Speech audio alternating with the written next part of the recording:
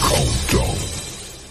The show starts in 10, 9, 8, 7, 6, 5, 4, 3, 2, 1. Let's rock. Broadcasting from the Big Peach of Atlanta, Georgia. A show unfiltered, unscripted, raw. The Patriot Angle Podcast.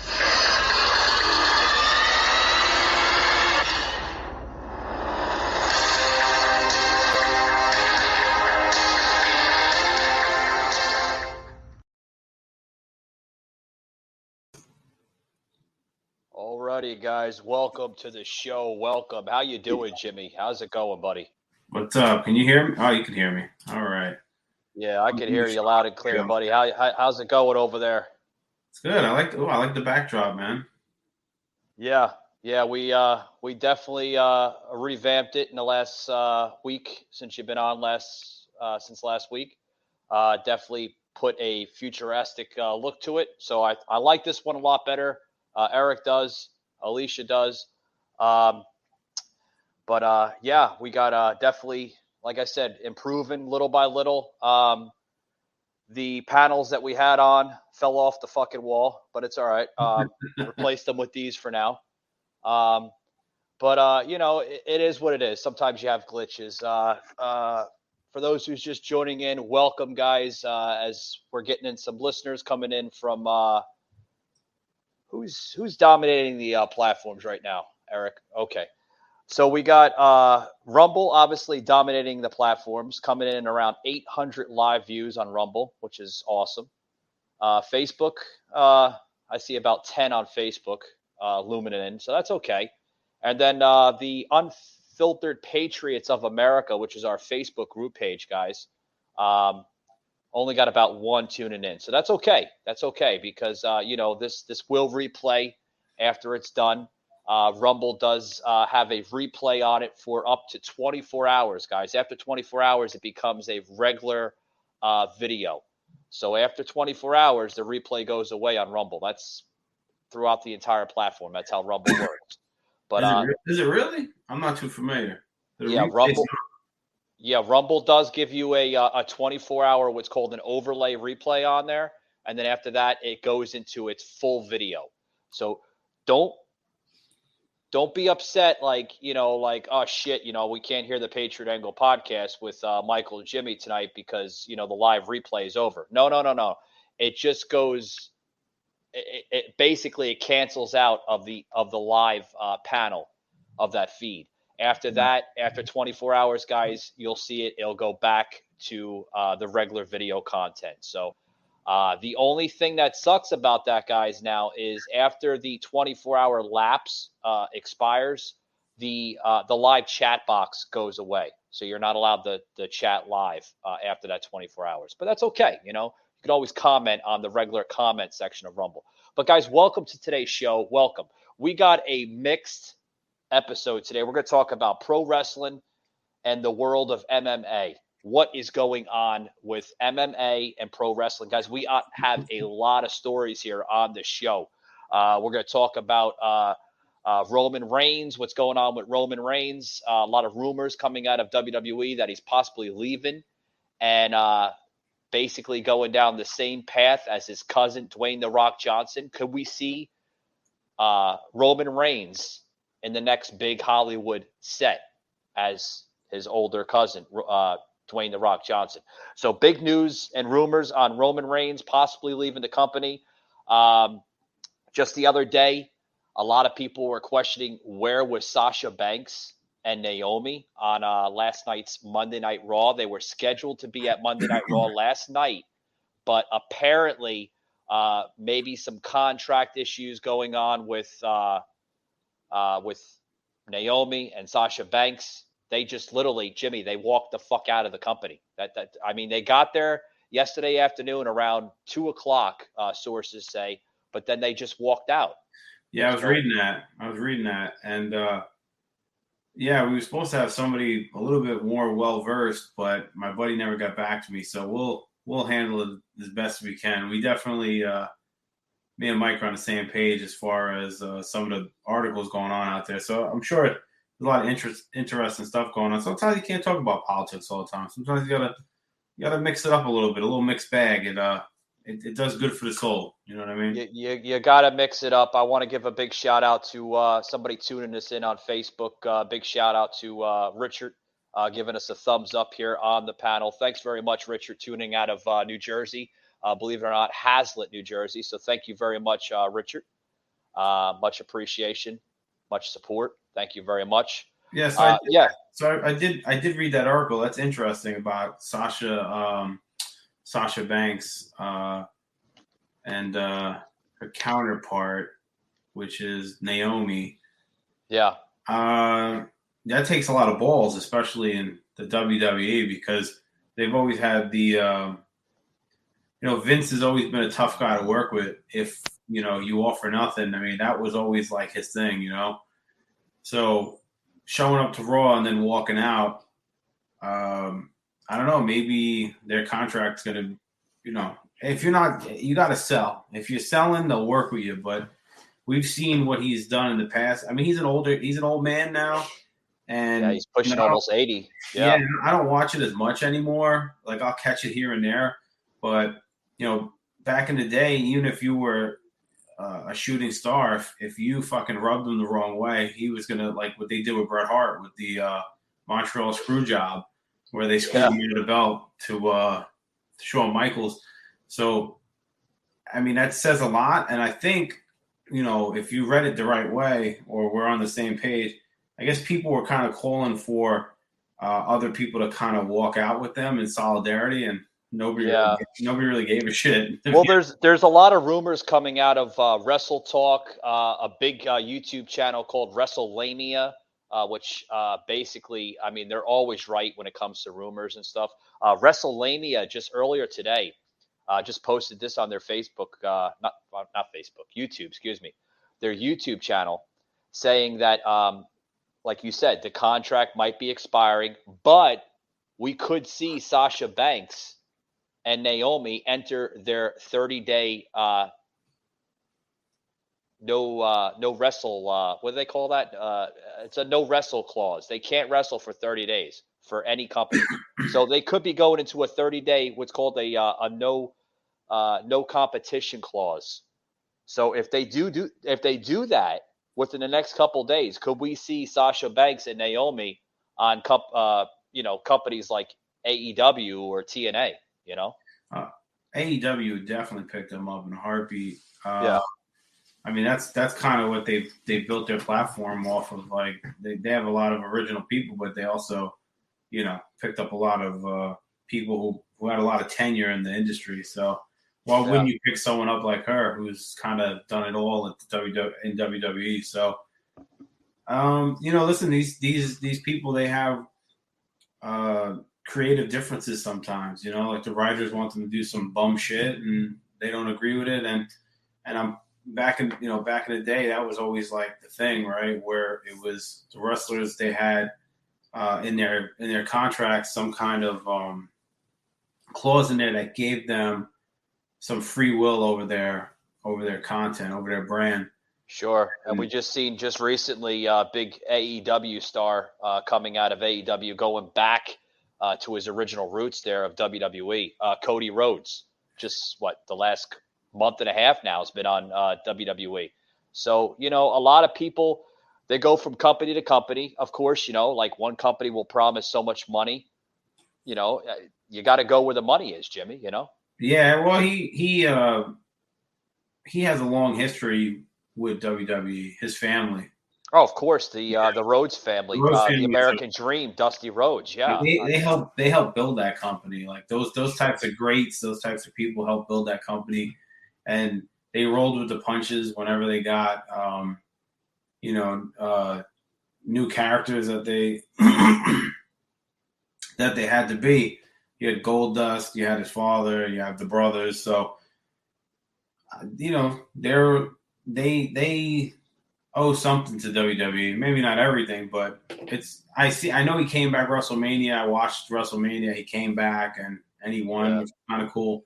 So, and if I get anything wrong out there, I don't want the wrestling folk don't beat up on us too hard. Right? Yeah, they'll be like, no, he wasn't supposed to do that and everything. But I tell you what, I tell you what, Jimmy, I heard the rumors about Cody Rhodes. I heard that he might be going to WWE during WrestleMania 38. Right? I heard it, but I wasn't really I wasn't really too certain about it. And when that music hit, and the fog machine started blasting the fog, and he started coming out of the ramp there of the entrance, I was like, what the fuck, man? You talk about ratings. The ratings just jumped probably by 50 points, I mean. Yeah, I mean, listen, I think that, I don't know. Like I said, I don't catch it as much anymore. I'm more of an MMA fan, but yeah, wrestling definitely holds a certain place in my heart. Growing up as a kid, I watched, wrestling all throughout the 90s. So, and I watched a little bit of it in the early 2000s, and then I pop in here and there, and I have friends that are really big time wrestling fans, and I tuned into WrestleMania, and I was like, this is fucking entertaining, dude. I'm like, I haven't watched WrestleMania in years. I go, and their entertainment factor's still there. And again, if you're a hardcore fan, you're like, I wasn't impressed by it or whatever it is. For someone like me, that's kind of what they want to do. They want to capture us, guys us, to come back and watch it. I thought it was entertaining. Yeah, I thought it was entertaining too. I mean, what'd you think of, speaking of entertaining and really good matches, both of them, they sold this match tremendously. The way they had that in-ring chemistry between Charlotte Flair and Ronda Rousey this past WrestleMania. I thought it was phenomenal. And then, of course, they redid it at WrestleMania Backlash. We're going to plug this video in here. But before we do, Jimmy, what's your insights on that, man?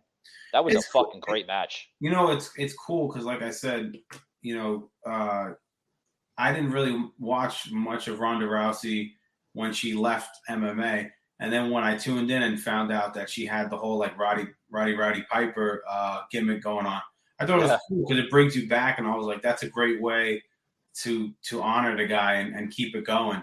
And then for her to take on, Ric Flair's daughter, I'm like, holy shit, Ric Flair's daughter's a wrestler. You know what I mean? I wasn't even up on it like that. So it definitely intrigued me to kind of catch up a little bit more and kind of poke my head back in because they have some good content. I mean, it's not the Attitude Era and it's not the Aggression Era, but it's definitely it's definitely not that that 1996 through maybe early 2000. I think was the best era of Attitude Era, in my opinion, was. But you're that's what we liked, man. We got to see that wrestling transform into this hardcore shit, and it was almost like, what else can you do? What else can you bring to the table? And ladders and chairs, thumbtacks, baseball bats, things on fire, blood, gore. It was great. And then they realized they had to change it up a little. So, but now that I watch it, I have a nice respect for it. As an adult, you definitely see the difference being an MMA, more of an MMA fan. But by far. It was entertaining, man. They had Jackass there. That was cool. And I'm just like, everything from the early 2000s is coming back. So I really appreciate it. Oh, yeah, by far. We got somebody coming out of Rumble saying, please, Michael, Ken, we'd love to replay or relive the little segment match, if you can plug into your show, coming out of who the hell is this? Okay. The Nightmare of Stardust is asking us from Rumble to plug that in. We're going to plug that in. This is a really good match, guys. Check this out if you missed it. Fucking phenomenal between Rousey and Flair. Ronda Rousey versus Charlotte Flair. Who can make their opponent utter the words, I quit? If you do, you become SmackDown Women's Champion. There are no pinfalls, no countouts, no disqualifications. We expect this match to be as physical as they come. And Al Rousey with 2 kendo sticks. Hell no! Charlotte trying to retreat. Out into the WWE Universe. No! This is my title! And back off the top of the barricade. Ronda Rousey, how much can she take? Natural selection on a chair. Looking for the figure 8. Will Ronda Rousey utter the words, I quit? You quit! Never! Chair to the hip of Flair. Oh! Ronda tries to rally. Charlotte cuts her down again. Ronda, this is your last chance. Happy Mother's Day.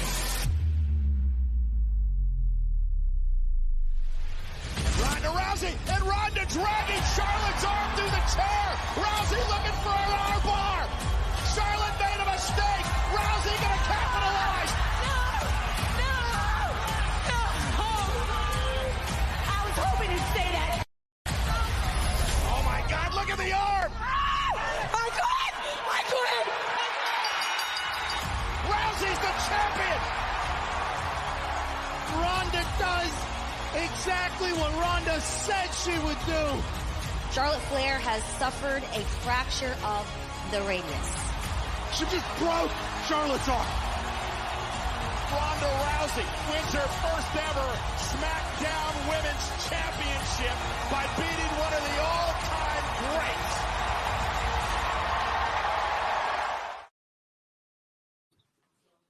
So, Man, that was pretty what good. what a fucking match that was. I mean, she went to a length of even like fucking putting her in what was like almost like a It's an arm bar.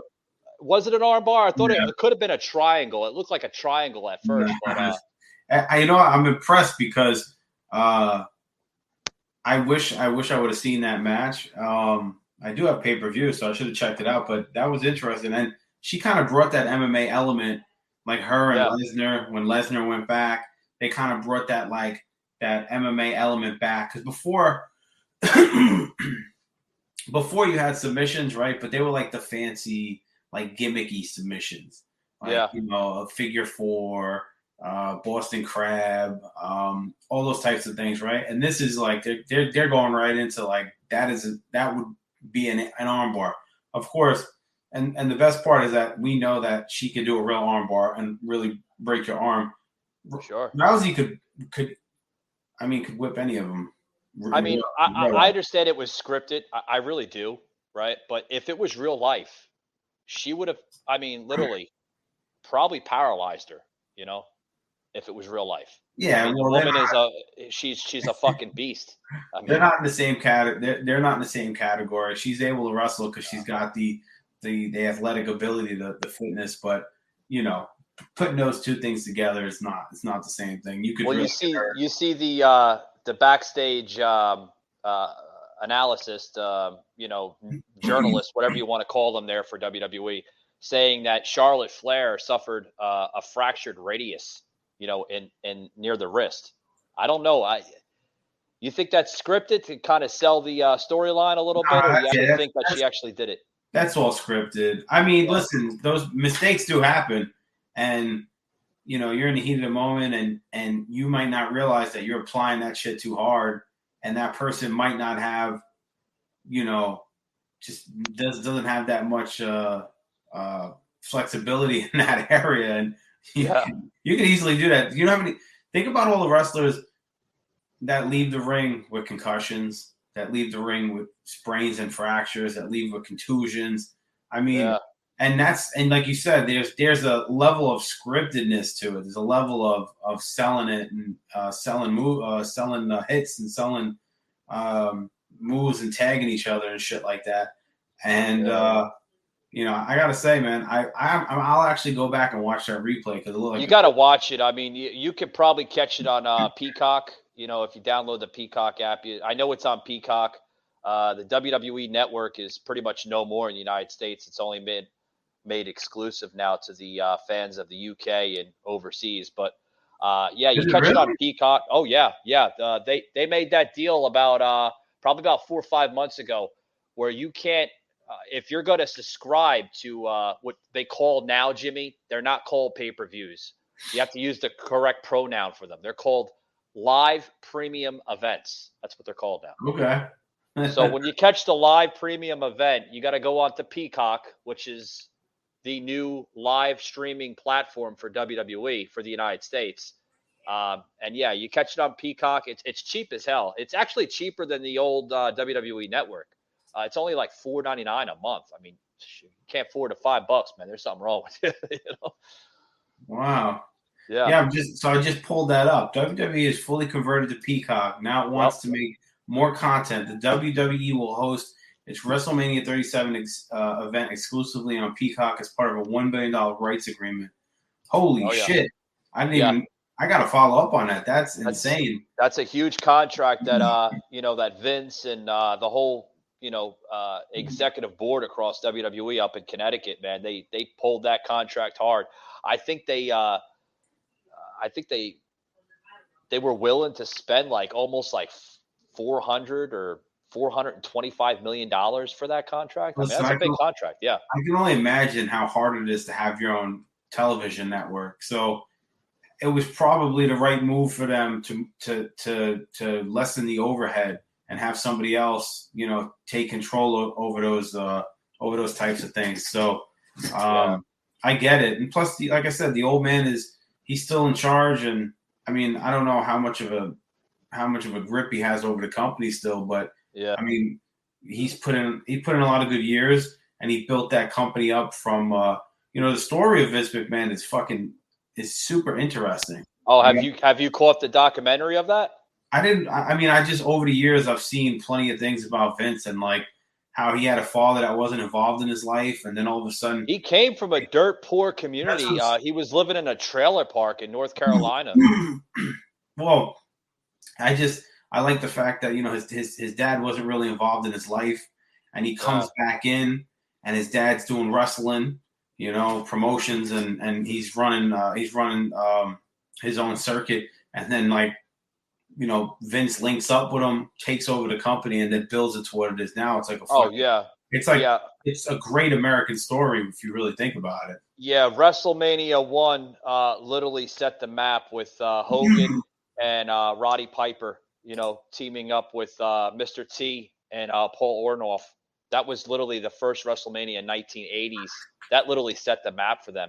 And then fast forward 3 years ago, you remember the historic match between Hogan and Andre the Giant when he pressed the Andre the Giant. I mean, I think I was like maybe 4 or 5 years old when that match came into play. Well, that's I was watching that.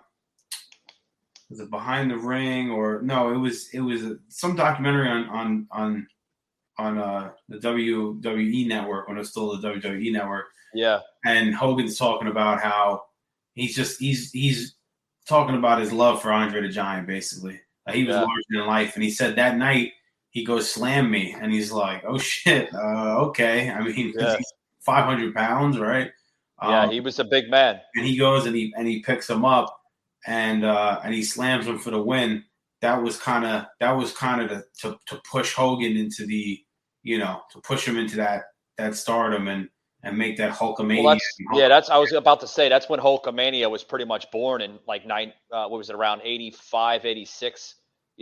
86, 85 is when literally Hulkamania just, took off the map, so to speak. But guys, we got to get a quick break in here. I want to get into this story here right when we get back from this break, Jimmy.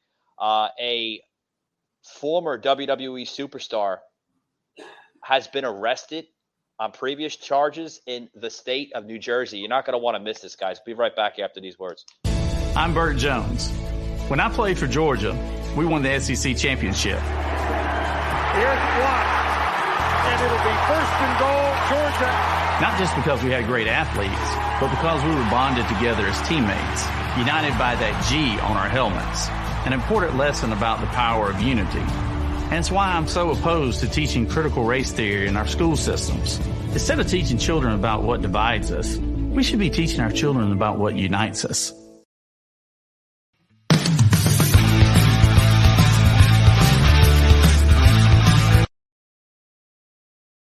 Well, right now, former WWE superstar is back in jail, charged in a deadly crash in Volusia County that happened back in March. Tamara Sitch appeared before a judge this morning. She's known to wrestling fans as Sunny. News 6's Catherine Silver was in the courtroom with what led up to this decision.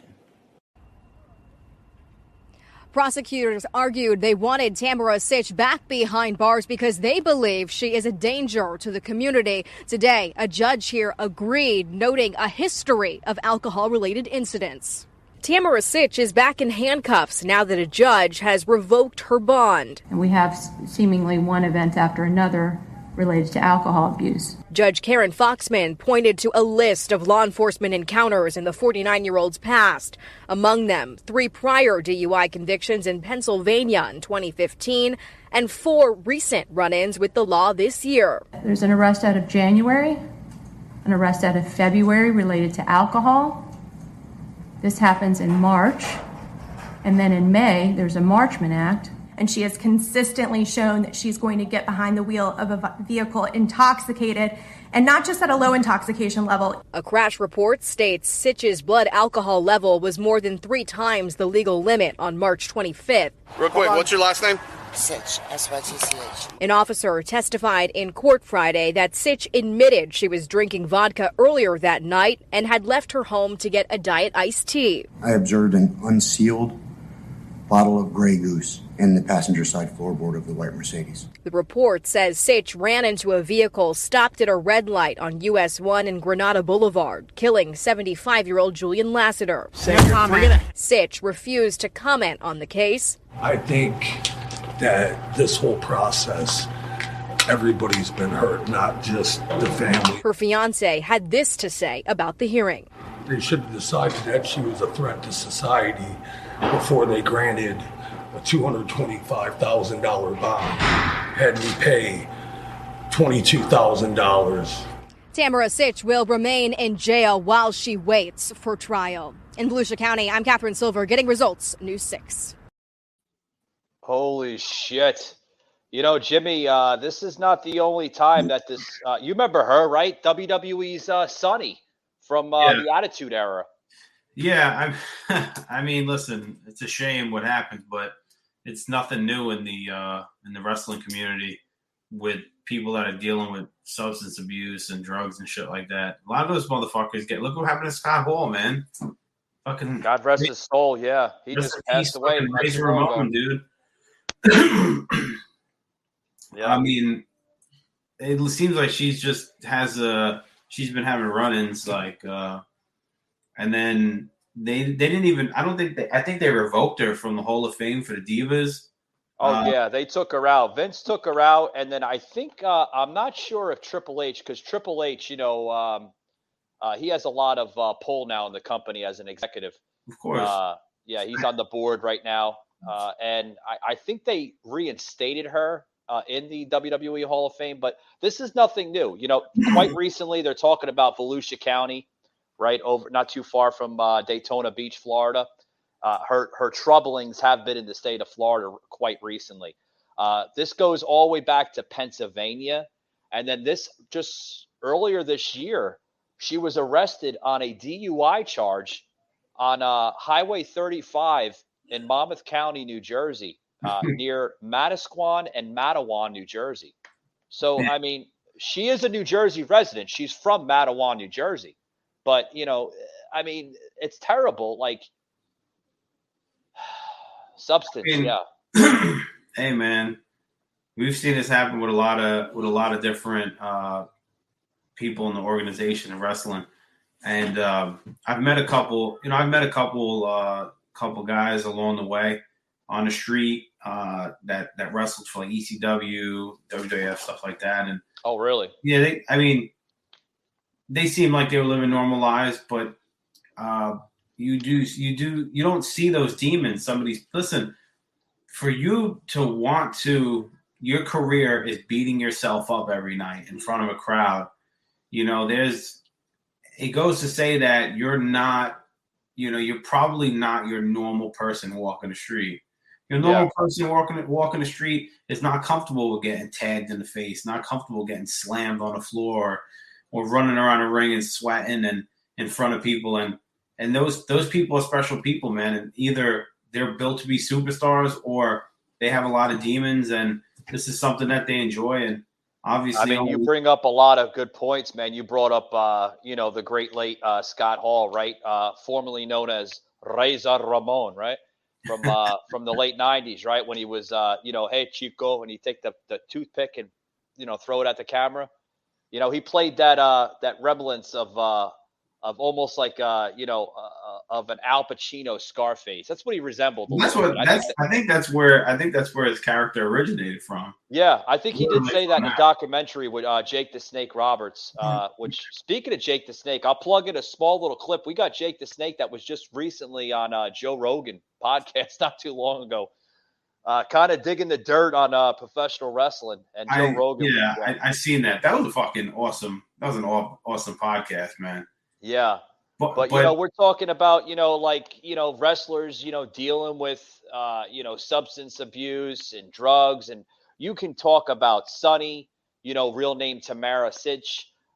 You could talk about Scott Hall. You could talk about even the Hispanic wrestler that was dating that young one, Paige, right? Even Paige, the one that everybody made fun of her because she looked like Casper the Ghost because she was fucking white as hell.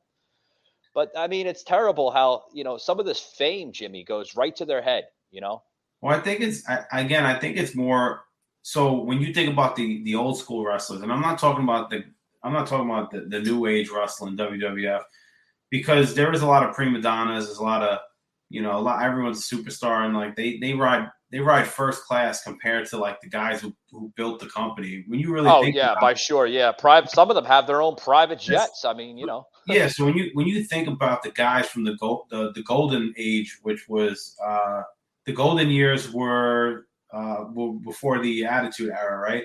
Those guys, built the company, built the WWE up, but when they back in the day when they wrestled, they came in when it was still circuit wrestling. Like certain families owned certain regions of the country. And that's when you had your territories, you had all your territories. You had WCW, you had NWA Northeastern, you had NWA South. NWA was a big fucking circuit, man, back then.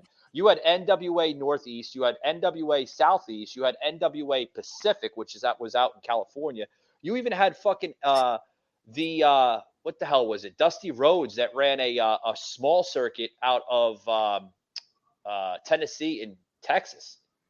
So you had all the territories. You had different people competing for grand supremacy of professional wrestling.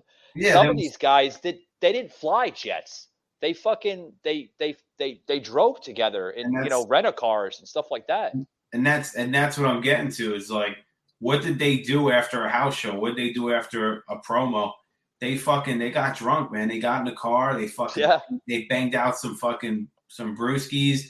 They smoked a joint, fucking whatever, popped some pills. So those guys, that's why you see that era, that generation of guys, having a lot of those issues, because they were fucking straight up animals. They were beasts. That's what they were there for. They were there to wrestle, to entertain, and beat themselves up.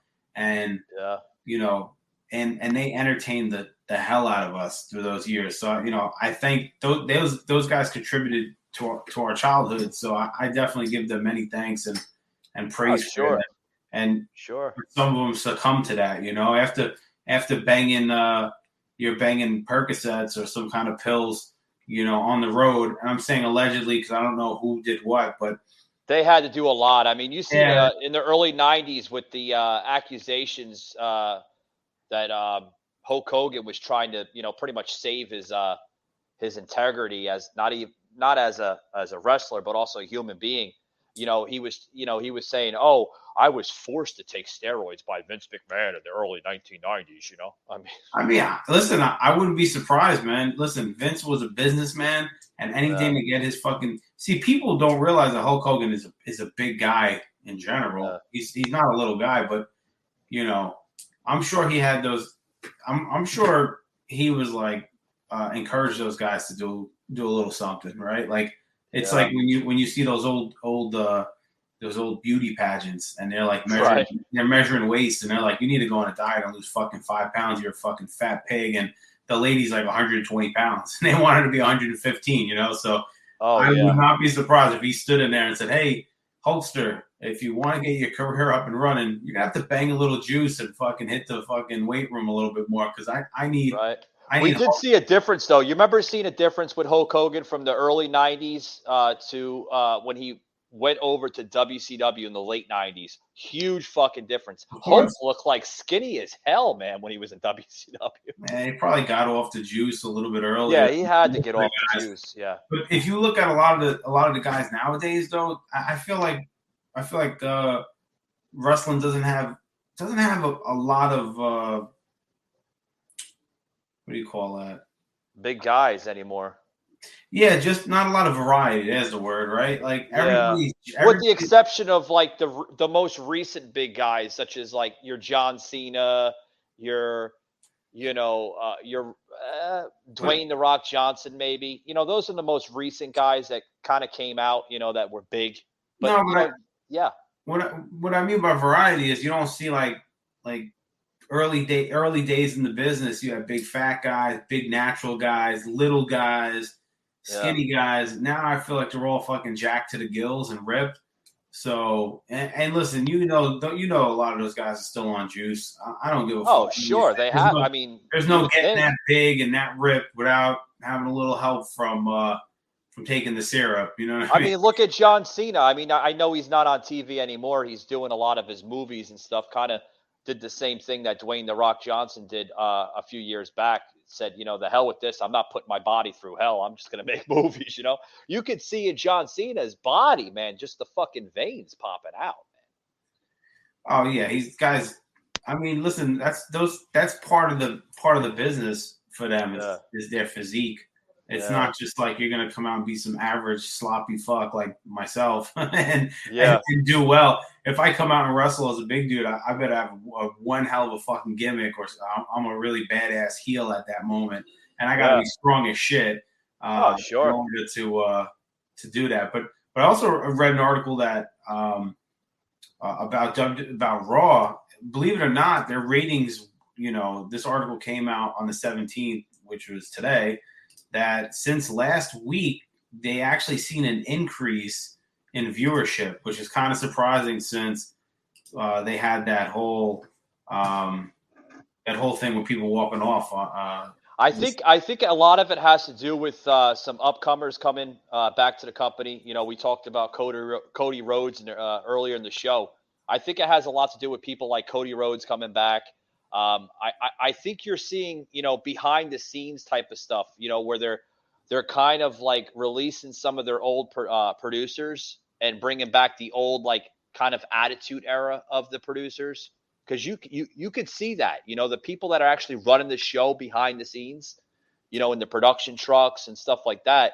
I think that makes a difference. You know, your writers, right? You have story writers in the back of the scenes there, writing stories out a little differently than the last couple of years. So I think that has a lot to do with it, Jimmy. You know? Yeah, and then, you know, you also have, since you have Roman Reigns kind of stepping out for some summer absence, I guess that's also probably bringing buzzing where people are like, who's gonna, you know, who are they gonna write in as? We talked about that earlier in the show. I'm seeing a lot of rumors coming out of WrestleMania, and I'm also seeing Wrestle Talk basically reporting on it, saying that Roman Reigns could be in the possibility of legal issues.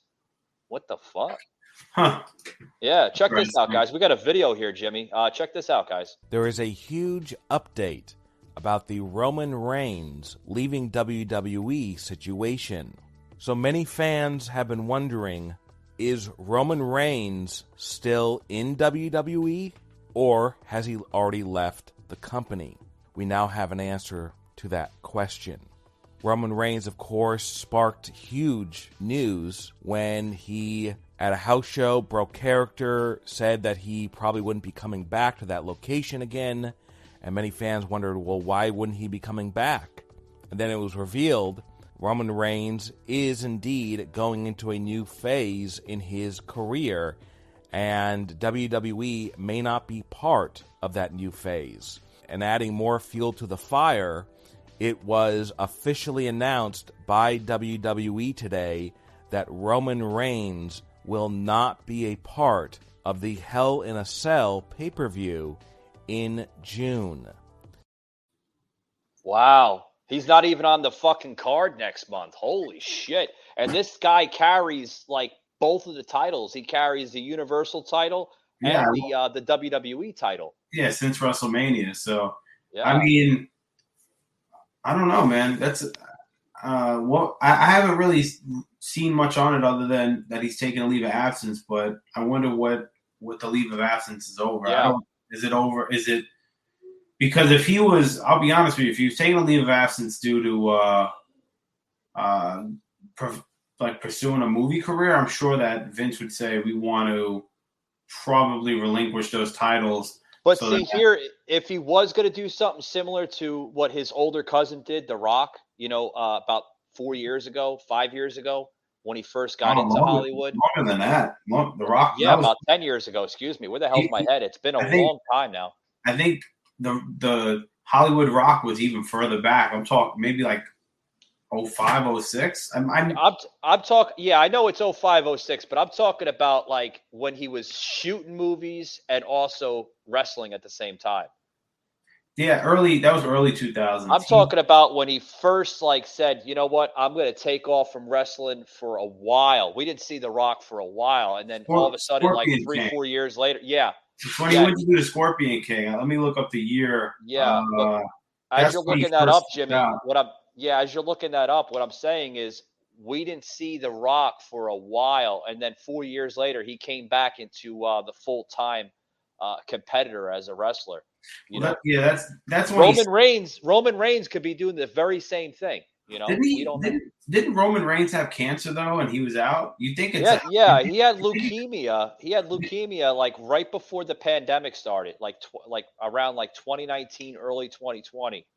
Do you think he has a health? You think he has a health scare going on? I don't know, but like when he was going through leukemia, you seen his body sculpture like a lot thinner than he actually is now. I mean, in the last 2 years, you see his body like bulked up tremendously.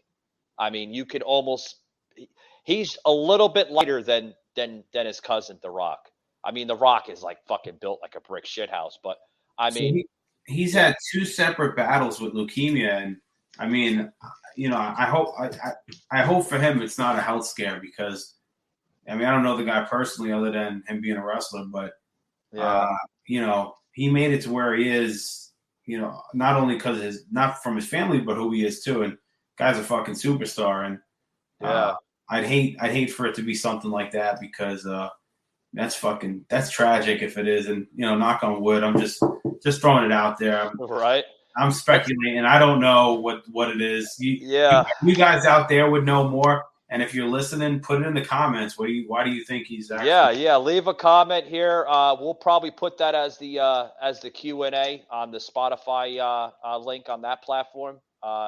Those who are not familiar with Spotify has an actual section on the episode where they're launched, where there's an actual Q&A. So we'll put that in the Q&A section. What's going on? With Roman Reigns. What's your insight on that? So, yeah, let's switch the tides here.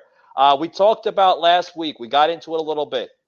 A lot of us didn't know what the hell's going on in the world of MMA, right? Cain Velasquez. He's in trouble, Jimmy. He's going to be doing some time.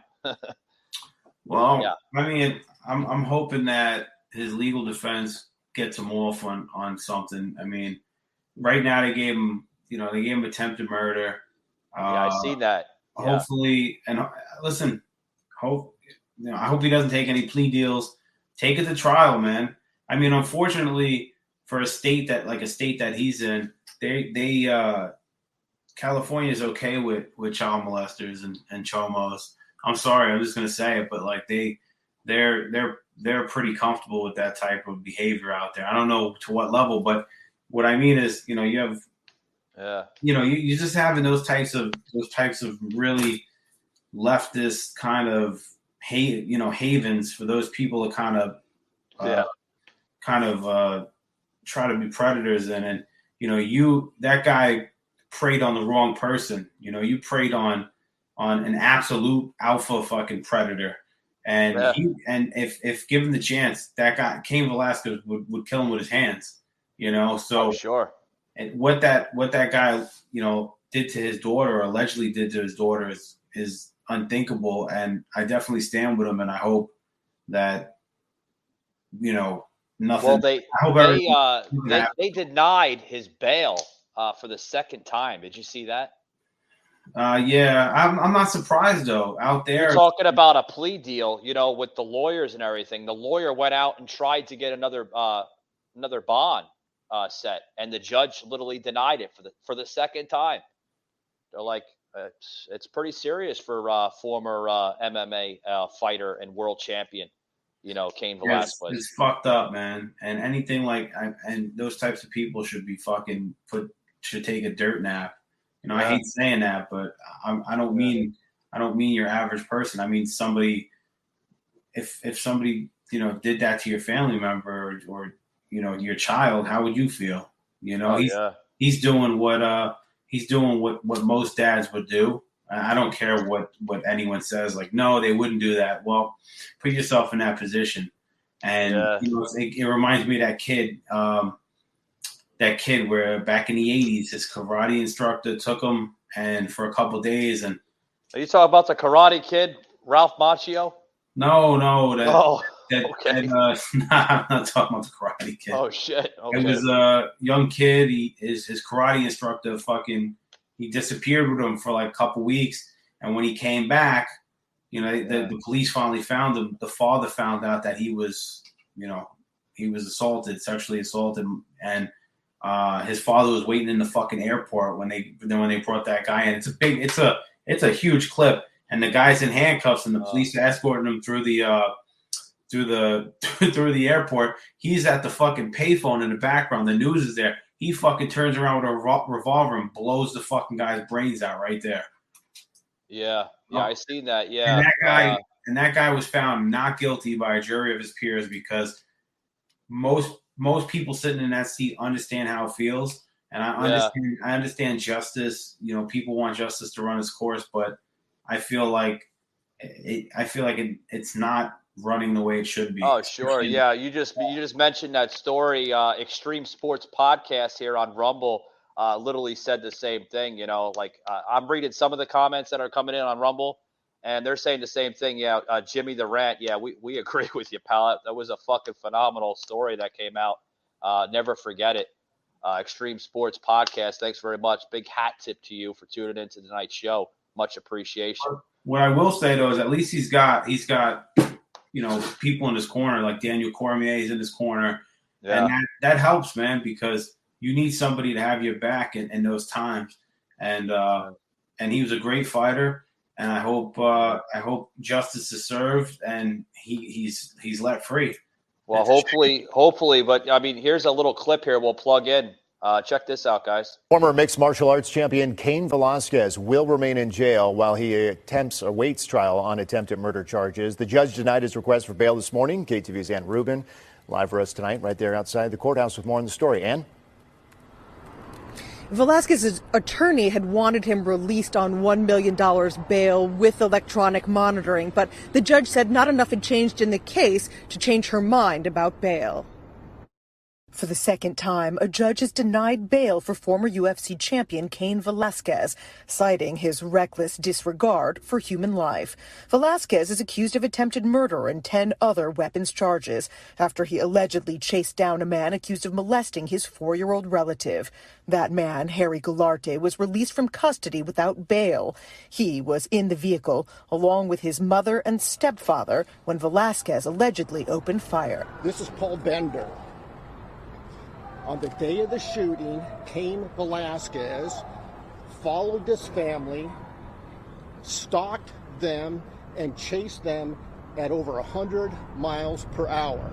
Bender apparently suffered one gunshot wound, resulting in nerve damage to his arm, and he no longer has the use of 3 fingers. Goularte and his mother were not injured. Cain Velasquez was a one-man wrecking machine, and they were scared to death. But Mark Garagos, attorney for Velasquez, says Goularte's family members are not the victims here. God damn, turn this shit off, Eric. Turn it off. Turn it off. That's garbage. You see what they're doing? They're fucking hate. Yeah. Imagine being a fucking defense attorney and having to defend that bullshit. Imagine sitting there with your fucking hair parted to the side and you're fucking defending these pieces. You know, whatever. That guy's a casualty of war. He got shot. All right. Yeah. I get it if he's not involved in it. But this fucking guy, I don't know what to say, because people fucking commit crimes every day in the hood, and they... Yeah, but you see the lawyer painting the picture like Cain Velasquez was a one-man wrecking machine and this and that and had no remorse on his actions and this and that. You know, I mean, come on. Of course he didn't have any remorse on his actions. He fucking sexually assaulted, his daughter, right? But that's the society we live in. You let the fucking kid diddlers out. You let them out on no bail. And the father who fucking tried to seal the deal, he's locked up and he can't even get bail. How is his bail denied? They're giving people all across the state attempted murder charges, all types of shit. Yeah. Bail. They give them RORs, released on own recognizance, or however you say it. They're giving RORs, right? This guy is asking for $1 million fucking bail. Yeah, we're denying that because it's reckless. It's reckless. But they're giving fucking gangbangers. They're giving them the fucking red carpet out of the jail. They were letting people out during COVID. Like, yeah, just you could leave now. You don't have to fucking do the rest of your time in here. You can do it from your house. And yet, somebody who has such a tragic story like that is going to be held. They were pushing for the what was it? The $1 million bond or something. And $1 million bond. Like, that's not enough. No, she said she hasn't seen anything in the case to convince her that he should be bonded out. So, but I mean, he's in a state where it's stacked anyway. It's like right outside of where New Jersey would be. You know what I mean? Like, that's where he's being housed at? No, he's in Cali. But what I'm saying is the politics of California, New Jersey, and these fucking retarded states that we live in. Unfortunately, that's the politics of it. A guy like that is being. But here's the thing. If he does serve his time, right? Like, what do you think they're going to give him? You think they're going to give him the full, pretty much slap, 20 years, or what's going to happen? Maybe a 10 with an 85. Like 10 with good behavior? No, 10 with an 85. Like, he'd have to serve 10 years. He'd have to serve 85% of 10 years or whatever. Okay, so 85% of 10 years, were you looking at like between like 6.5, 7 years? Yeah. Okay. But and then there's all types of programs to release them to, which I hope it doesn't come to that. Take it to trial. But unfortunately, like I said, when you're in a state like that, are you really in a trial of your peers? Depending on where, if these fucking people out there are signing legislation in for the fucking child diddlers, for the fucking kid, for the chomos, then can you actually expect those same people to understand you? And I totally agree. I mean, viewers on Rumble saying, let's make this video go Rumble. Yeah, let's make this video go viral. Hashtag justice for Cain. I agree. Put the hashtags in there, guys. Justice for Cain. Let the guy out. He's defending his daughter's integrity. He's defending his family's honor. If you have some type of assailant coming into your home, right, or anywhere for that matter, and they commit this heinous act of just disgustedness, right, Jimmy? They should be able to defend. Yeah, well, How old is Cain, by the way? He's in his 40s, right? I think he's on the cusp of 40. Okay, so about 39, 40 years old. So if he does serve like 10 or possibly 7 or 8 years, right, that you're looking at around 50 years old by the time he gets out on parole, right? So I don't know. I guess I don't know what his charges are: attempted murder and weapons charges. So, and I don't know if he has a jacket. What I mean by jacket is I don't know if he has any priors to that. And I know it's California. I think California is a 3-strike state. I don't think he has 3 strikes, but I think do they have him in for not only his protection, for probably protection against the other nut jobs there in that prison? Do they have him in what's called the turtle suit? You know what the turtle suit is, right? Nah, I don't think so. You know what I'm talking about, right? That green. Yeah. Yeah. Listen, they'd have to. That guy's a fucking born killer. Like, yeah. I don't think he's gonna have much of a problem with the guys on the yard. Especially, they know who he is. They know he's a fucking killer with the hands.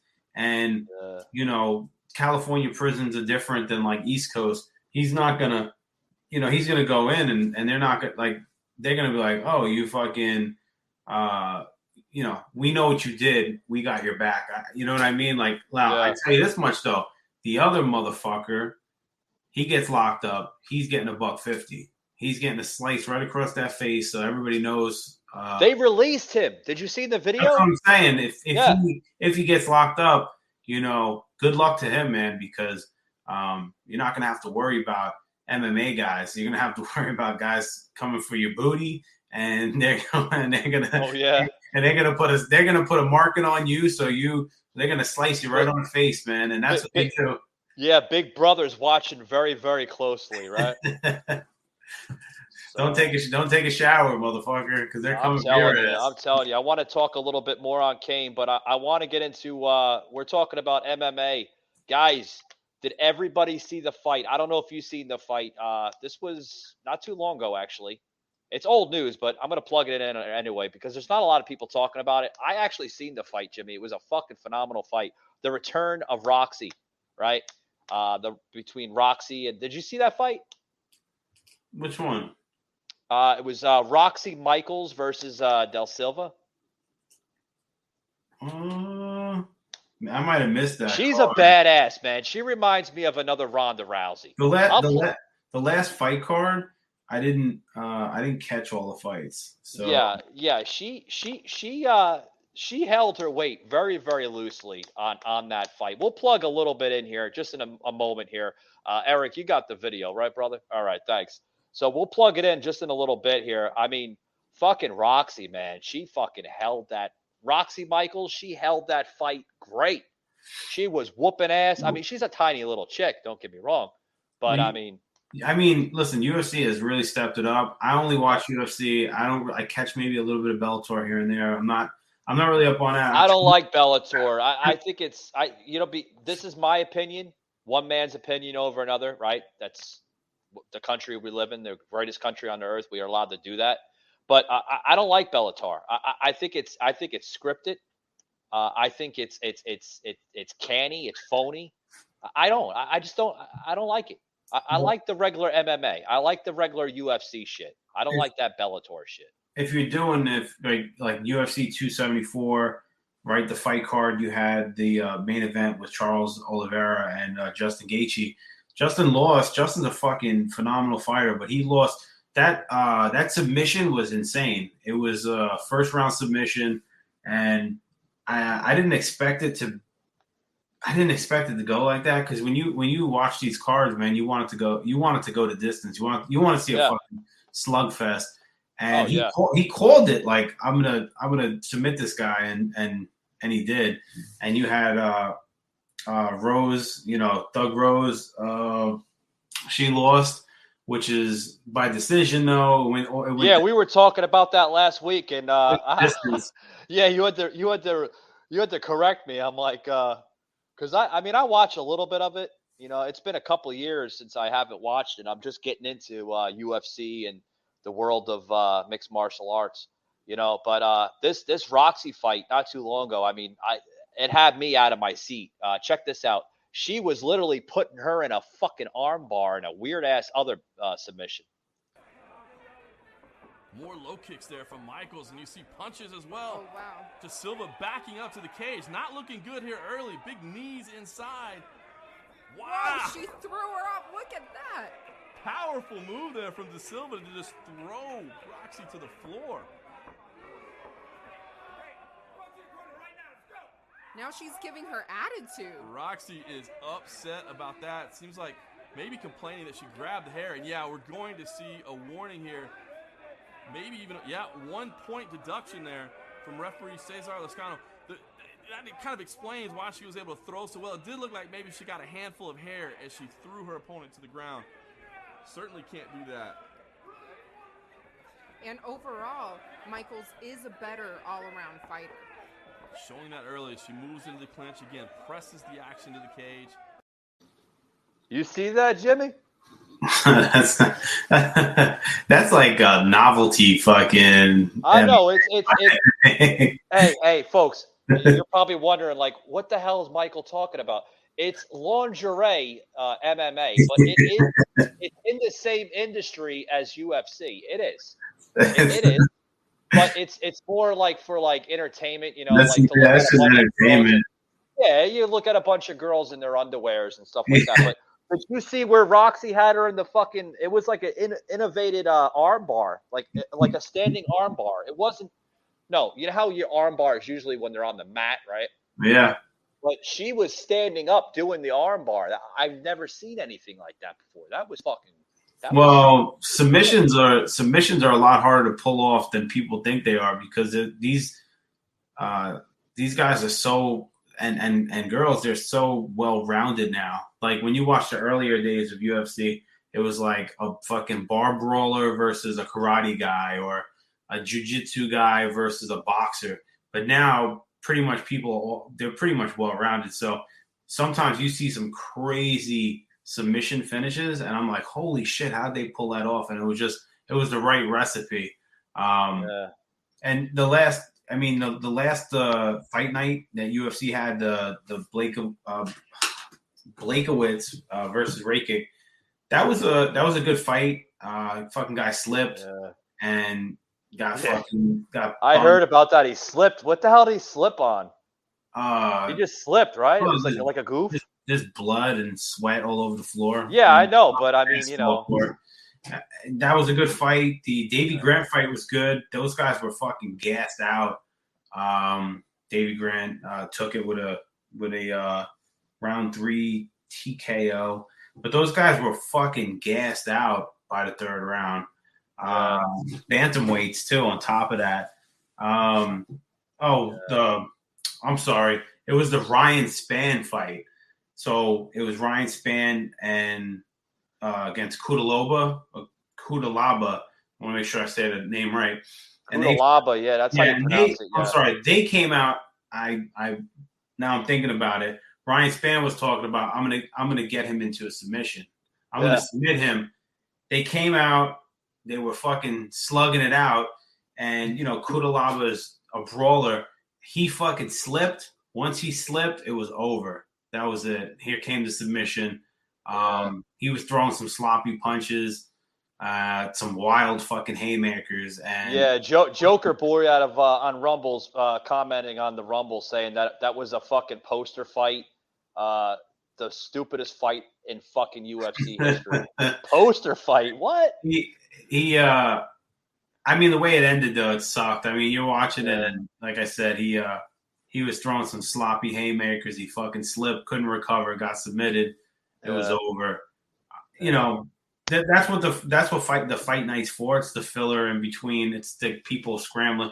You got journeymen fighting to try to see if they can get back into a contender spot.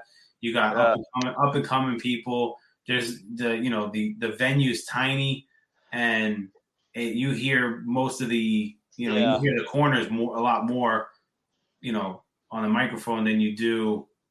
There's no crowd there, so. Oh no, yeah. There's something coming out here. I've been noticing it lately. I don't know if you've seen it or paid attention to it. Fucking Ken Shamrock, possibly saying that. I don't know if this is a joke or what, but Ken Shamrock just came out about almost a week ago, last week actually, late last week, saying that when Cain Velasquez comes out of prison, him and I will go toe to toe once again. What a fucking. That's once like again. That's like they fought. I gotta remember. Did they fight? That's like a scumbag thing to say. Guys in jail, like You're talking about when he gets out, we're going to go toe-to-toe? Like, I don't give a fuck if you know. He said once again, I don't remember Ken Shamrock fighting Kane. Did they ever fight? Once again, maybe it was a scrub match or something behind the scenes, but I don't remember them fighting. Ken's too old, man. Fucking Kane would bury him.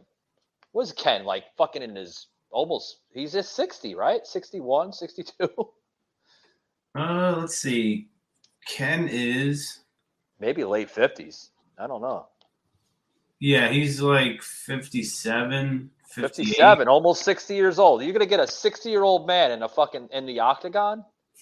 I mean, I don't know. He's probably just saying it to be relevant. I think Shamrock's last fight was, who the fuck did he fight last? Was it Randy Couture? Like a couple of years ago, right?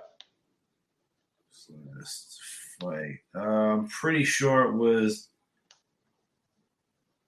I'd have to look at his stats. Couture, yeah, that fight was like, I think 6 years ago or something. Was that his last fight? I think so, about 6 years ago. I'd have to see his stats to really. I don't want to say. I don't know, man. He's a punk, man. I mean, Ken Shamrock is, even when he was in WWE, a lot of people don't realize that he was in WWE in the 90s. They did a whole segment with Shamrock and Stone Cold Steve Austin. And Stone Cold Steve Austin even said on his podcast, if you check out Stone Cold Steve Austin's podcast, Stone Cold Steve Austin actually says that Shamrock, he's a punk, and he's always been like that, running his mouth. And this is coming from Steve Austin, and he says, but you put Ken Shamrock in his prime, he'll fucking kick Steve Austin's ass in his prime. Yeah, he was great in the 90s. He had that great, yeah. You had those guys make that crossover to wrestling. Yeah. Him, Dan Severn, but those guys would fucking kick your ass. Like those guys were thugs, man. They were brawlers. Like, you talk about brawlers. Look at Brock Lesnar, right? He's been back and forth over the years between UFC and WWE. Well, oddly enough, yeah. I mean, Cain Velasquez was the one who put him out. That was the first one to take Brock out in the UFC. Yeah, Brock was running his mouth too much. Brock had a loss to Frank Mir from a funny submission because he didn't expect it, but Velasquez was the first to really rock his shit, and then Lesnar went out on that.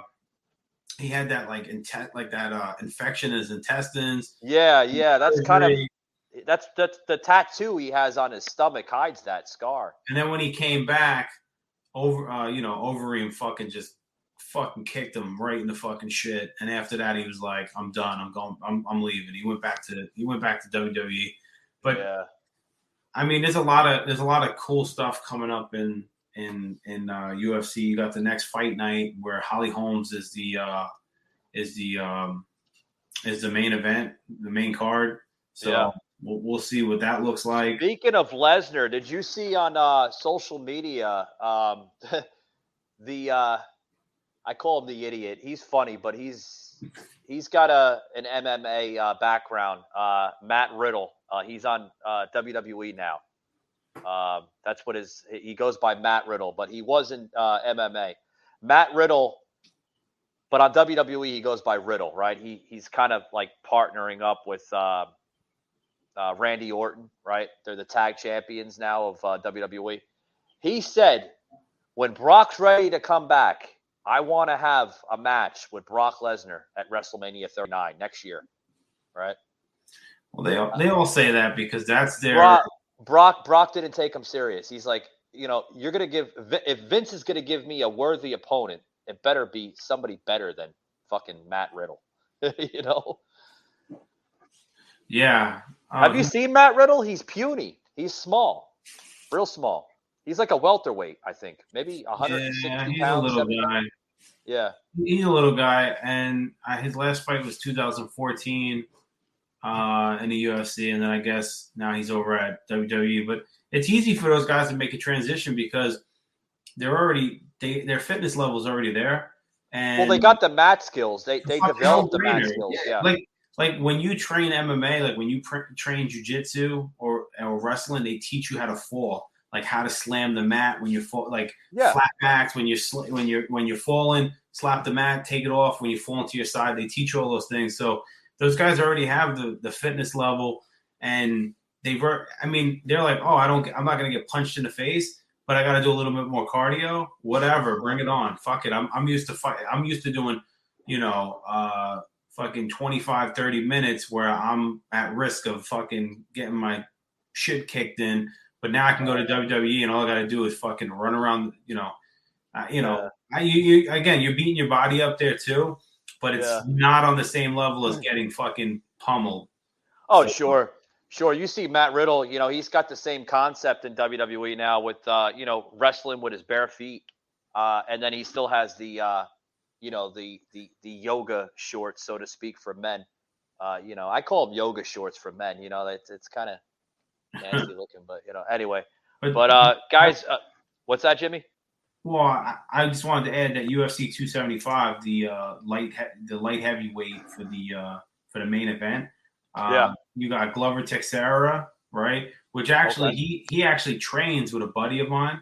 Buddy of mine owns a school over here, a dojo, and he trains with a lot of those guys. Daniel Gracie, what the hell's the other guy?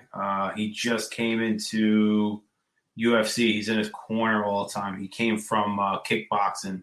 Alex, I got to get his name, but Glover Teixeira. This is in New Jersey? In New Jersey, yeah. So not too far from where I'm at. He has his own school.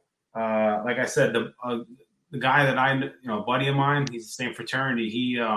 He's an ex-heavyweight champion for CFMC. Oh, wow. Fucking awesome. That guy, he's huge. He looks like he is a killer. He's a fucking killer. He looks like a beast, but the guy would give you the shirt off his back. You know what I mean? Like when he's got a true personality to him. Then you're saying? Oh, absolutely. Those are the guys. They already know, like they could physically do whatever they want with you. You know what I mean? But they don't choose. They're so disciplined. But this fight, you got Glover Teixeira, Jiri Prochaska. I like that guy. He's a fucking oddball, Jiri. So I'd like to see he's got a real kind of unorthodox, weird way of fighting. So that should be a good fight. I'm looking forward to it. Well, as we depart here, I want a quick question here to ask you, Jimmy. You're like the super fan of MMA. You know more of it than I do. But where do you see Lesnar go? We just got done talking about Brock Lesnar. I don't know what his contract is with WWE. We haven't seen him since WrestleMania after he fought Roman Reigns for the title. He lost the title, believe it or not, to Roman Reigns. Yeah. So where do you see Lesnar going? Do you see him coming back at Hell in the Cell, their next card next month? Do you see him going back to UFC and signing a contract with Dana White again? Like, where do you see Lesnar going now? I don't see him coming back to UFC at all. I don't see him coming back into MMA. I think the only you think he's done with MMA? I think he's done. I think the only possibility of him coming to an MMA match would be maybe if somebody calls him out and it's like an exhibition type thing. More like a publicity type of fight than you're saying, right? Yeah, because listen, Lesnar has a wrestling background. He's not a slouch. Like he's not some guy. All right, you have CM Punk. CM Punk thought that he had a chance in. That was a fucking joke when CM Punk went from where do you go? He went from WWE to UFC. He went over to AEW. And then he just we didn't see him for 4 or 5 years. Well, but I'm saying if you talk about, he talked a lot of shit about coming to MMA, and Dana White told him. Dana White was like, "Listen, dude, this is not your fucking thing. Wrestling's your thing. I respect it. Well, you step into this octagon and you're in fucking trouble." And he stepped into the octagon and he got fucking demolished, just fucking embarrassed, and never came back to MMA. So. Because here's the thing. He might be a brawler in the world of pro wrestling, but when you make that transition, and he made a fast transition from pro wrestling to MMA, right? He tried the Bellator type of circuit. Didn't work out in Bellator. Then he went from Bellator over to UFC. Like you said, he got demolished. I've seen a couple of the matches. I mean, it looked embarrassing on his part. I thought he only had one MMA fight, to be honest. No, he had a few. Look him up. He actually was in Bellator. I think there was like they call them shadow matches when they don't, or dark matches when they don't televise them. He did have a couple dark matches, shadow matches of Bellator. He's got one loss and one no contest, but they're both UFC. That's what. Were they? I thought there was. That's from Sherdog, and Sherdog is okay. I thought I could be wrong. I thought I did see like 2 dark matches when he was in Bellator. Nah, he tried to go to UFC, tried to do his thing, and he got his ass kicked. But again, to the point of Brock Lesnar, like I said, he had a wrestling background. He's also a fucking beast, a fucking freak of nature, being that big and being that mobile and agile. So you don't see many people like that. And he moves quick for his size too. That's lot what of I'm people saying. say that. Yeah, he's fucking scary, man. I wouldn't want to come across a guy like that big who can kick and fucking move the way he does. He's like a fucking gorilla, dude. Yeah, I mean, the big promoter there of wrestling, WWE, Paul Heyman, just said on his Instagram account not too long ago on Heyman Hustle, on his Instagram account, Heyman Hustle, he said that Lesnar, without a shadow of a doubt, will go down as the greatest competitor, not only in UFC, but as a dominance of WWE as well. He dominated WWE. He still does. I mean, of course. I know it's scripted, but I mean, people love seeing that. And when you talk about MMA, though, if you look at the 3 largest selling MMA fighters, like as far as pay-per-views, you got Conor McGregor, Lesnar, and Ronda Rousey. So, we know who sells events, and that's why McGregor still has appeal too. Well, Ronda Rousey, pretty much the top, the top dog, or the top, the female version, right? The top female dog of WWE now, right? She just won the title against Charlotte Flair. So I think Vince has a lot of confidence in Rousey as a seller, right? She can sell tickets, right? I mean, she sells out events, arenas, and stadiums. She did it in UFC. She could do it in WWE, right? People want to see that. They want to see that. They like her gimmick, man. They have the best gimmick for her. But here's the thing. If they're gonna keep the the SmackDown, because there's so many different women's championships now in wrestling. You have like the SmackDown title, you have the Raw title, then you have there's so many different ones now. But she just won the first SmackDown title. She won the Raw title like 3 or 4 times, but the SmackDown title, if she's going to keep that title, if WWE is going to keep that title on her, right, in the company, and she's going to be the new face of the women's division there in WWE, she's got to get more moves in. She's got to go back to the school there in Orlando, Florida, where they train there, the Performance Center. She's got to get back to the Performance Center, and she's got to get more moves under her belt, because the arm bar, the knee kick to the face, a few others that I think she took one from Rowdy Piper. She calls it the Piper's Pit. She's got to get more moves in. I would agree. I think her gimmick as being like the MMA crossover. Yeah, because she reminds me of a female version of Brock Lesnar. Like if they're going to put the title back on Lesnar and they're going to make him the face of the company again, Lesnar again and Rousey, they have to get more moves under their belt. Like come on, Lesnar's a beast in the ring. We all know that. But I mean, how many fucking F5s do you want to see on TV? Yeah, how many? You know what I mean? But he's solidified as he was a WWE wrestler that successfully transitioned over to MMA. So I won't say that Brock has to change who he is, because he built his reputation in the WWE. I understand, Jimmy, but no one wants to see F5s and no one wants to see German suplexes continuously through the entire match. That's him, man. I mean, listen, when you had Undertaker and Kane, you seen power drivers and fucking choke slams. Years until they retired. So I mean, that's their thing. Like, Yeah, I mean, The Undertaker, Mark Calloway, the real name of Undertaker, Mark Calloway. Mark Calloway said on, believe it or not, what fucking podcast was he on just recently? After the Bell with Corey Graves podcast, right? On After the Bell just a few months ago, Undertaker came out in public and said, I'll admit, my character, my gimmick was the greatest gimmick in the last 30 years of professional wrestling. But I tell you what, as a competitor, I didn't really have a lot of good moves.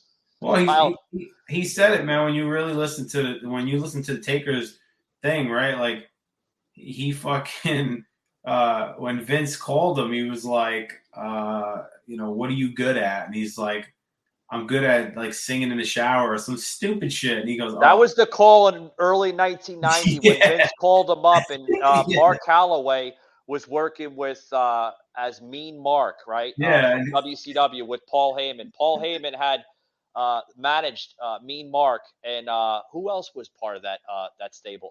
Diamond Dallas Page and Mark Calloway, Mean Mark, and I mean literally when Vince said we're thinking about making you the Undertaker, like he didn't know where the fuck that gimmick was going to go. Fast forward 30 years later, and he's a phenomenon, And what was it? His first appearance, he came out of like some weird fucking, what was that? Like, who brought him into the company or something? No, what did he come out of? He came out of some weird. No, who brought him into the company was the original manager for Paul. It wasn't Paul Bearer. It was before Paul Bearer. It was $1 Million Man Ted DiBiase. Ted DiBiase brought him into the company, but he brought him in as what the fuck entrance was that? I have to look it up. It's before the smoke and the pyros and all that other crap and the coffins. He didn't even come out of a coffin. He came out of something. I think it was just like, what the hell was that? I forgot what it was. I don't know. Maybe I'm getting it mixed up, but yeah. I mean, you had a lot of great. But when they when they partnered, because we're going to close it out here soon. When they partnered him with Paul Bearer for those fucking 15, almost 20 years, man, his career took right off with the Paul Bearer, like, oh yes, like that voice, hearing that, like, and a lot of people don't realize this, man. Jimmy, do you know that Paul Bearer was an actual real life mortician? Was he? Yeah, he was a real life mortician. Look him up. Wikipedia actually shows him as a real life mortician. So he sold that character like very, very well. A lot of those. Man, those were definitely the golden years for me watching that.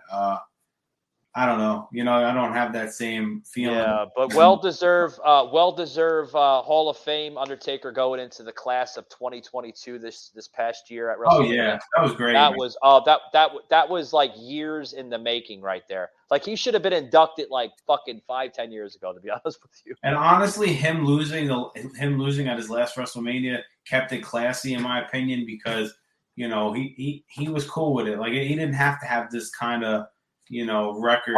But a lot of people are questioning the person that should have broke the streak. It shouldn't have been Lesnar. Do you agree with that? Like, what Lesnar was the guy that broke the streak. Well, I think Lesnar is a big name and a big face in the company, and I don't have a problem with him. But Taker said, I don't have a problem. He said the same thing. I don't have a problem that Lesnar ended the streak. He was the man chosen by Vince McMahon and the executive boards of WWE to be that chosen guy to end the streak, that 20-plus year streak, the winning streak of WrestleMania. So, it was a great run for him. Really great run. Next year, we close it out here. We're going to do 2 Hall of Fames, right? 5 guys you want to – or actually, let's do 3. 3 guys you want to see for the 2023 WWE Hall of Fame. Who do you want to see in there next year? Oh, I'd have to, I'd have to do more research to see if I don't know who's in and who isn't. Like I know the guys, the big names that are in it, but are the Dudley Boys in it? They went in I believe 2018 they went in. Yeah, I wouldn't even know, man. I'd have to actually see the list and see. Here's my 3, right? My 3. I would like to see if Brock is going to retire, because we don't see too many news coming out for next month's card for Hell in a Cell. I don't even think Brock's on the card. If Brock is literally, if his last match was at WrestleMania 38 this year against Roman Reigns, I'd like to see Brock go in it next year, right? Brock. Oh yeah, he's definitely going in. It's just a matter of when they're going to do it. He's definitely in it. I'd like to see Michael Cole, which is an announcer. He's been on the company for 20 plus years. A lot of people don't realize that. He started out in 96 or 97. And he wrestled too. Yeah, he wrestled against Jerry the King Lawler, which was funny. The Kiss My Feet match, or I think it was the Kiss My Ass match or something. So, Brock Lesnar, Michael Cole. And the third I'd like to see is Shane O'Mac, right? Money, right? Mr. Money Man himself, Shane McMahon. I'd like to see Shane in it next year. Shane put out some great matches with the Undertaker, the Hell in the Cell match. He had some high flying elbows in his day. Yeah. I will say that, but I don't know. Maybe he's reserving it. Maybe he's reserving it more for the guys. Like, I mean, he deserves every right. He wrestled in it too, but maybe he's reserving it just for the guys out there. Yeah. Last one. Let's do the 3 for MMA. 3 guys you want to, if they do, that they don't have a Hall of Fame, do they? No, not yet. Okay. If Dana White comes out and says, you know what, I want to compete with Vince, we're going to do a Hall of Fame for 2023. Who do you want to see in 2023 if they do a Hall of Fame? Oh, shit. I mean, obviously, like Hoist Gracie, without a doubt, would have to go in there. Yeah, because, I mean, their family is the fucking creators of Brazilian Jiu-Jitsu. You know what I mean? Like, they're the fucking purveyors of it. GSP, George St. Pierre. Yeah, would definitely lock that in, and Randy Couture, Ken Shamrock, fucking the hopefully Cain Velasquez, the Iceman, Chuck Liddell. Without a fucking doubt, would love to see Chuck Liddell's that dude, man. I was gonna go with Chuck Liddell. And you can mix it up with women too. I do Chuck Liddell, Ronda Rousey, without a doubt. I know she's WWE, but you could do that, even though there's like a no contract clause. You could still do that. I've seen other companies do that shit. Even AEW, they've done just quite recently they brought Mickie James, which is in contract with TNA, right? She came over this past Royal Rumble, and she was actually fighting in the Royal Rumble, carrying the fucking TNA women's title on her. So you can do that cross contract shit. So I would do like Ronda Rousey, Chuck Liddell, and I would have to do, I'm not really sure on the third. I would have to say between like Velasquez and Lesnar, without a doubt. The only person I wouldn't give it to is, I know you're a big Rousey fan, but without a doubt, yeah, I love her. I wouldn't say that she was a good fighter, but I wouldn't say she displayed what would be Hall of Fame for MMA, because after her first loss, she like ran away and threatened to kill herself. And she was going through she was going through like some fucking marital problems, man, with her. I get it, but like for that to happen and then her to come back and then leave again, I wouldn't. I reserve that in the MMA community. Putting in that work is what's valued a lot more. Yeah, she found her happy place, Jimmy. She's actually a Twitch streamer, so she got she's on Twitch and. Is she really? Gaming. Yeah, check her out. Yeah, Facebook Gaming, Ronda Rousey. She's always doing like, charity runs and she's a gamer. So I think maybe she found her happy spot. But she just had a baby. I know she just had a baby and she came back after she. I know that. Yeah. I will say it's been refreshing. Actually, doing a full show, no politics, a little bit, but yeah, we're gonna get back to the politics tomorrow. You're on board for tomorrow, right? I'm on board. We're doing the final installment, guys. As I close it out, I have to plug this in and I have to promote it, guys. We're gonna do something really, really good tomorrow. Something brand new that we have never done on the show before. Something funny. I think everybody's gonna laugh. Okay. And we're also going to close out the final installment with Joseph M. Leonard, the author of Terror Strikes. Guys, I made 3 installments already with this guy. We're going into the 4th and final tomorrow night, 7 p.m. Eastern, 4 p.m. Pacific. So we're going to have Joseph M. Leonard. We're going to close it out with his story, his political viewpoints. And then also, too, we're going to introduce, guys, social media American Jeopardy. You're not going to want to miss that. It's going to be funny. Really, really good categories that we put on the board. We have the board. It's sitting on the other side of the studio here. I don't want to put it on the show just yet. You're going to have to wait till tomorrow. I think you're going to be really impressed with these categories. Really funny categories. Like, Mike, were you fucking drunk when you were making these categories? No, they're one of a kind. I think you're going to like it, Jimmy. I know Joseph's going to like it. You know, like, can I have this for $400? I'm not telling you the categories.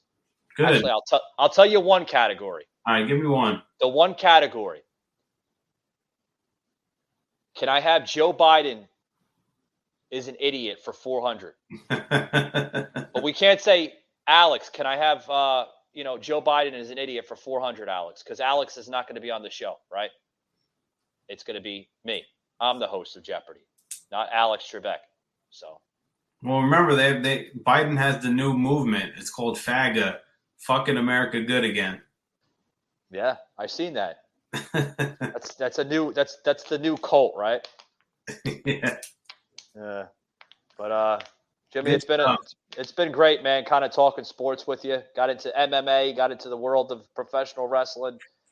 Yeah, nobody beat us up, man. We're mixing it up, and hopefully you enjoyed it and you tune in for tomorrow's episode as well. And if not, you can always find older episodes. Just scroll through that library, give it a listen. A lot of good content here at the Patriot Angle. Yeah, definitely. Like I said, guys, tune in to tomorrow night, 7 p.m. Eastern, 4 p.m. Pacific. We're going to be streaming live once again on Rumble, which we're doing really good on Rumble, surprisingly. Rumble's where it's at, man. Yeah.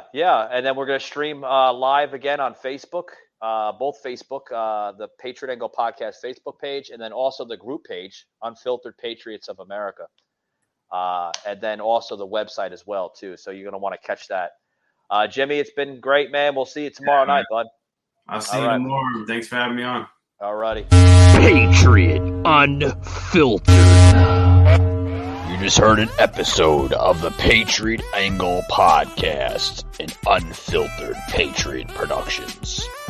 Please follow us on Facebook at the Patriot Angle Podcast and Instagram at Patriot_Angle_Unfiltered. Also, you can hear every episode on Amazon Music, Audible, Spotify, Google, and Apple Podcast. You can also check out our website, PatriotAnglePodcast.com, and also our unfiltered merchandise, PatriotUnfiltered.com. Thanks for tuning in, and we will see you on the next one.